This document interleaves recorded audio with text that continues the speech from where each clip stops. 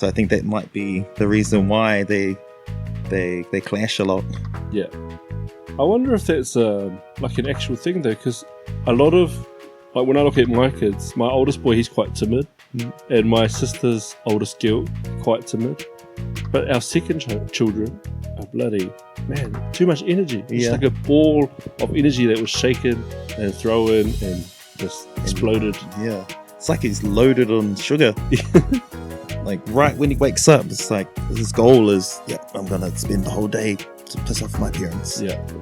My objective today, 10 telegraphs. I'm going to go for 20.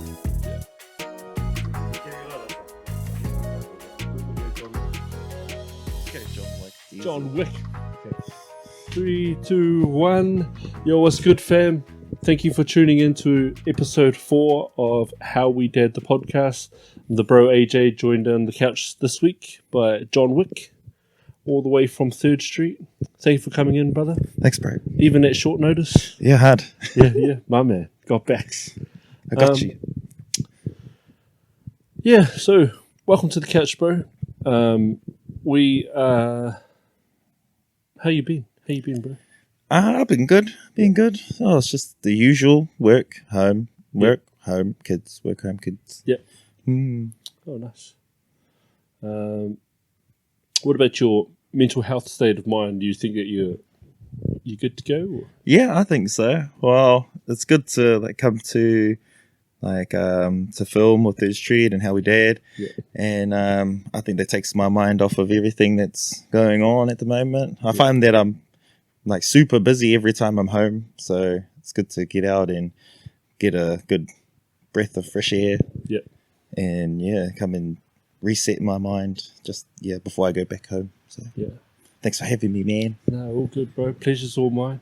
I feel the same way. You know, when I talked about it early on when I was coming to the 3rd Street potties and stuff, because I didn't have that before. And when life got a bit much at home, having a breakaway with the boys on the weekend that didn't involve alcohol or, me going to get moaned at when I get home was kind of really good. So, big props to the 3rd Street brothers for providing that space for us. Sure, boys. Yeah.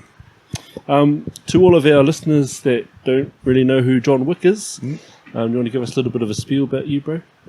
About me, now or from the get-go? Yeah, from the get-go. Oh, okay, so I was born in Wikitoa, and then my mum and dad decided they wanted to move up to Tokoroa. So we moved up to Tokoroa, and I kind of grew up there.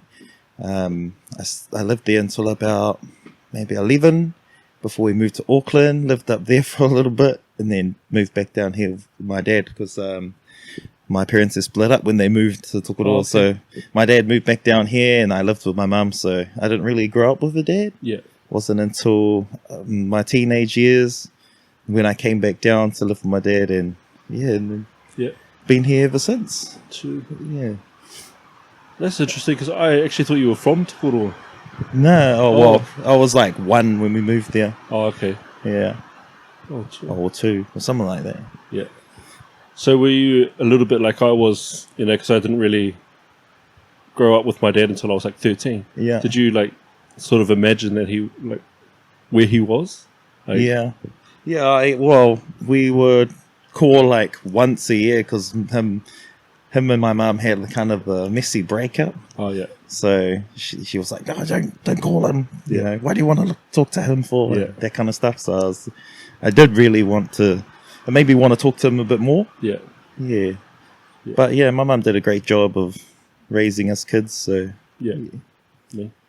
Shot mum. Yeah, shot mum. How many kids you got? I've got 2. I've got 2 kids, a 4-year-old monster and an 11-year-old monster. Boys? Boys, 2 boys. So they because of the age gap, they kind of they have their days where they get along and don't get along, but most of the time they don't get along. Yeah. But I love them both. That's interesting, because there's a 7-year age gap. You'd think they'd be too far apart in age to annoy each other, right? Yeah, you would think so. Yeah. You think so? Yeah. Because just with me and my kids, I think, with my 3 boys, I've got Tiaraki, who's older, Yeah. and Coda, who's a lot younger. So them two seem to get along fine Yeah. most of the time. And it's just like Tawhiri and Tiaraki, because they're so much closer in age, and he's also close in age with Coda. Man, they conflict like a lot. Yeah. Just into the same stuff. So they fight over certain toys. Yeah. Yeah. Nice, interesting. I thought a 7-year age gap that'd be fine. Yeah. So well, my oldest his name's Dimitri, and my youngest his name's Angelo. Brain fart. I forgot what I was going to say now. Yeah. They grew up. Oh, when they were born, they looked completely identical. Oh, okay. So they looked exactly the same. Yeah. But their personalities are nothing alike. Yeah, my older boy, he's a lot more passive and standoffish. Yeah. Whereas my younger one, he's just noise and throwing things and running in the house and jumping off high objects. Yeah. And yeah. All go. Daredevil. Yeah. So I think that might be the reason why they clash a lot. Yeah. I wonder if that's like an actual thing though, because a lot of, like when I look at my kids, my oldest boy, he's quite timid, and my sister's oldest girl, quite timid. But our second children are bloody, man, too much energy. It's like a ball of energy that was shaken and thrown and just exploded. Yeah. It's like he's loaded on sugar. Like right when he wakes up, it's like his goal is, I'm going to spend the whole day to piss off my parents. Yeah. My objective today, 10 telling offs. Yeah. I'm going to go for 20. Yeah. What were you like as a student in primary school? I think I was a lot like my oldest son. Oh, yeah. Yeah. Just, cheeky and, like to make friends and don't like to get into much trouble, but like to try everything out, give everything a go. And I think I was pretty good. Yeah. So you resonate a lot of your attributes to your oldest boy? Yeah. Like I think you so. feel like you're very similar? Yeah, so I was a homebody. I liked to be at home. But then we also had those moments when we were able to go down the street and hang out with our neighbors and that kind of stuff. Yeah. When times were safer. Damn, man. Bro, that's actually something good to talk about too, because man, that was us too. Like when we were kids, we were like roaming, and we just knew when the lights come on, it's time to go home. Yeah. And we knew like every neighboring kid where their house was. We knew where everybody was because the bike's outside. Those are the good old days, man. Yeah, I remember I was like maybe 6, 7, and then finding like 20 cents on the ground and walking to the shop, and that's like a 10-15 minute walk. Yeah. And walk to the shop, buy 2 lollies, and then walk back. Yeah. And it was all good. Yeah. Like, it was just normal. It was that's what it was. It was just normal. But nowadays, boy, run to the shop, get a bread. You can't do that. Or drive to the shop. Right, just wait here. I'm just going to run into the shop and out. I'm telling Mum you're leaving me in the car by myself. Oh yeah. What the? Times have changed. Yeah. A lot of things have changed. 100%. So primary schools. Did you ever like experience bullying of any kind, or were you the bully at primary school? Well, because I grew up in Tokoro, not really. Okay. Not really. Well, everyone kind of knew everyone really up there. But I remember I used to walk home from school, from Tokoro Intermediate, and on my way home, there was always this girl that would follow me and just tease me the whole way. And I'll just, because she's a girl, I'll just walk in silence and just ignore her and walk all the way until I got home. So that's the only kind of sense of bullying that I got. Yeah. Yeah, so... You got stalked? Yeah. She just... Did you end up getting you pregnant? Nah, jokes. I think that was 3 years later. No. Jokes. I wasn't scucks enough to get stalked by any girls on the way home from intermediate. But It's funny how you jump straight to intermediate because that's where I had an altercation Yeah. one time, intermediate. And so what happened was I went to school and we had this one, it was Brandon Intermediate here in 5024. I went to that school for a whole 8 weeks. Yeah. And then before my mum moved me out because this incident happened. But we had this one Balangi girl in our class. And we had two. And it was very much like spot the white kid, which was different to every other school I'd ever been to. And this guy was smacking on the head with the ruler. Just I don't know what his intention was, but I says to him, bro, someone's going to give you a hiding one day. And he kind of took that on board as, I'm going to give you a hiding one day. So we went out to interval, and bro just full on just came up to whacked me to the side. And I had this lump on my eye, and I was angry as. And I think the janitor or whatever the groundsman was cutting trees at the time, and there was this branch that he'd cut off. Yeah. I picked up this half a tree and started chasing him around with it. And then anyway, the next day I'd gone home, showed my mum. She was pissed off. Comes down to school next day, and she's like, "Who's up, kids?" And then I called out the dude's name, and I was like, "Mum, just leave him." I was already embarrassed enough. Went to the principal's office. Mum pulled me out of school, and I was like, "Man, that was such a huge reaction that Mum was just proving that she had our backs." Yeah. And if we fast forward to now, my boys went through some sort of bullying at their school, and I was a bit disappointed that my missus didn't go down to the school and was like, "Who the f-" No. She can do something that my mum did. Yeah. But we sorted that out through emails. We emailed the principal and we were like, this is not good enough. And where's your procedures on this and that? And completely backwards to what we experienced when we were coming through. Yeah, everything was face to face down back in those days. Yeah. Which wasn't long, guys. Which wasn't that long ago, eh?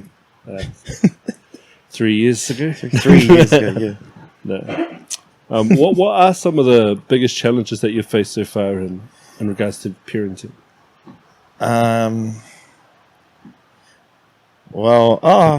The challenges is just having to repeat yourself all the time. That's one of the biggest challenges for me. Yeah. Because I don't naturally I don't like having to repeat myself. Yeah. Especially when you're saying something and they go, huh? And I'll go, blah, blah, blah, blah. And they'll go, huh? Yeah. It's and then I can feel myself rising and rising the more I repeat myself. I'm just go off. Yeah. Go away, come back later. Hard. But I'd say that's probably one of the most. Do you think that's a trait that was passed down to you from? Yeah. It was my mum. Definitely my mum. Yeah. I don't even think we'd be able to get her to say it a third time, because by then there's already something thrown at us. Or... Yeah. I'm the same. Yeah. I'm the same. Exactly the same. I always say to my kids, I'm not a frog. Yeah. And they're like, "What do you mean?" I don't rip it. I'm gonna use that. No, I stole it off Torfinger. Oh, yeah. really? But that's one of the most frustrating things, especially when you're trying to get your kid to do something. Oh, baby, can you go and do this? Huh? My dad used to say, "Ha, it's not a word." Yeah, yeah.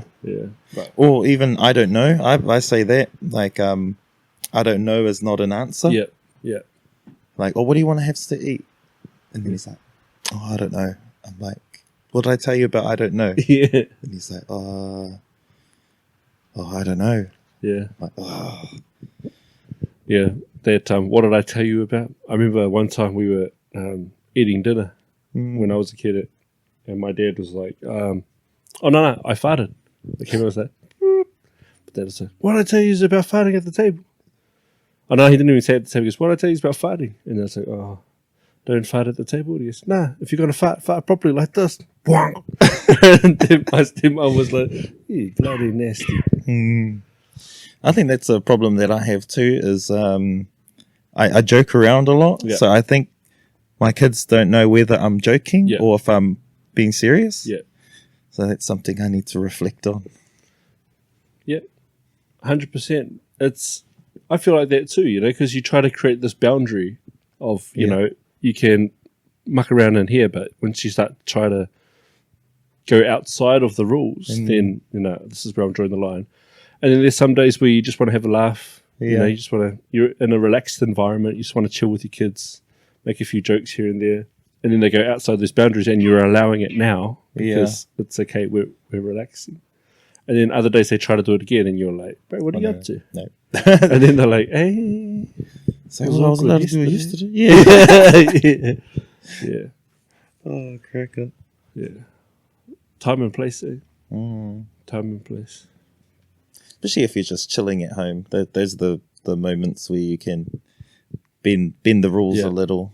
Yeah. You can stay up a little bit later tonight because it's a Saturday or something like that. Yeah. But you know when you send your kids to school, is there is it hard for you to pack their lunches?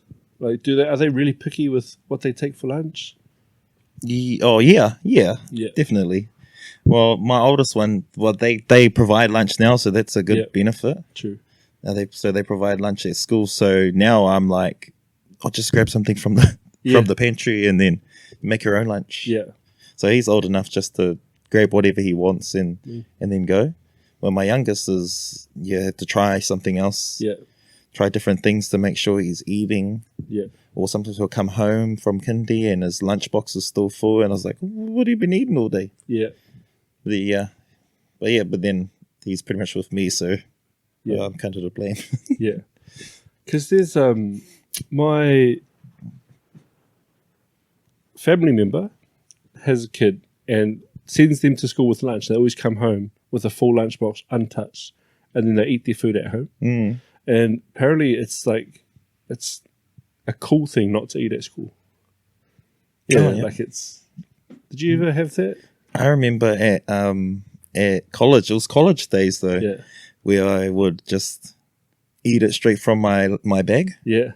Because I never had a lunchbox, so it was just either just chucked into my bag or in like a little bread bag. Little bread thing. And I'll just sit with my bag and then reach in and like that. And then there's always that one bloody kid who's got to come over and be like, "Oh, what's that?"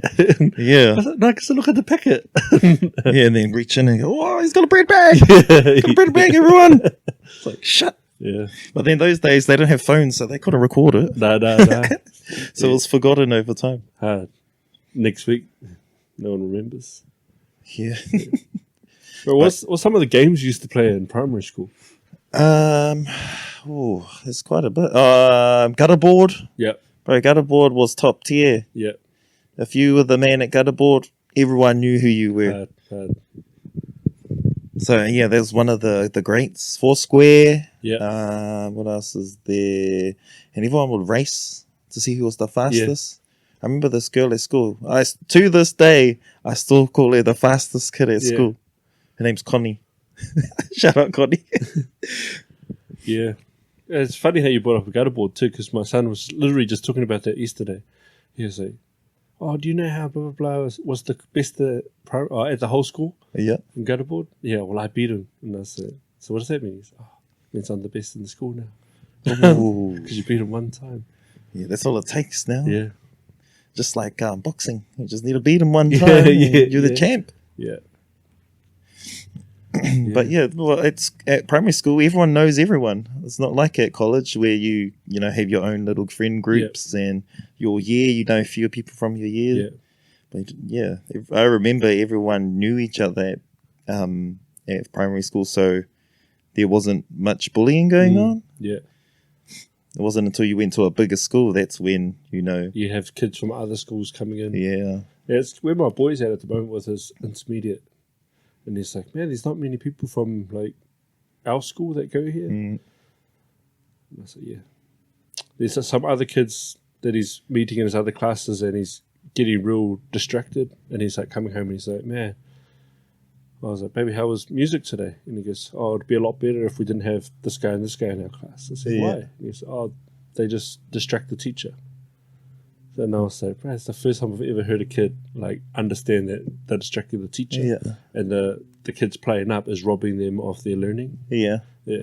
So, I think I would have learned more if we didn't have these two guys in our class, because they just fight with each other. Then the teacher has to go to them, and then Well, my son has the same problem, but at boxing. Okay. Yeah. I was like, after boxing, I would say, "Oh, how was boxing?" And he was like, "Oh, it was good. It's good." And I was like, "What did you like about it?" And he'll be like, so and so and so and so. They keep talking all the time, or they're real slow, so everyone gets in trouble for it. So it wasn't my fault, but we all getting in trouble for it. Yeah. So then that's just not fair. And I was like, well, in class, that's what kind of happens. And in team sports, if someone drops the ball, then everyone gets in trouble for it. Well, that's a good segue. If we talk about disciplining with our kids, are you like disciplining individually, or is it a team game? Well, I guess it just depends on what it is. Yeah. If they're fighting and they're both fighting, then it's a group discipline. Yeah. But if there's one person causing it, then it's a individual discipline. I remember growing up. Oh, not growing up, but when we were in our teens, living with Dad, it was always group. Yeah. So, like, I don't know, Nika could play up at school, and then Dad would be like, "Oh, you're both grounded," and it was a kind of way to get me to, watch him and him watch me, to sort each other out, sort of thing. But it ended up just being me babysitting him here, me babysitting him there, just like babysitting him everywhere. That's a good idea. And so when I had my kids, I tried to adopt the same and tried to have, if you're playing up, none of you are getting YouTube or sort of a thing. But after a while, you have the one kid who's just constantly not doing it, and then the other one's getting punished for it the whole time, so you feel a bit guilty.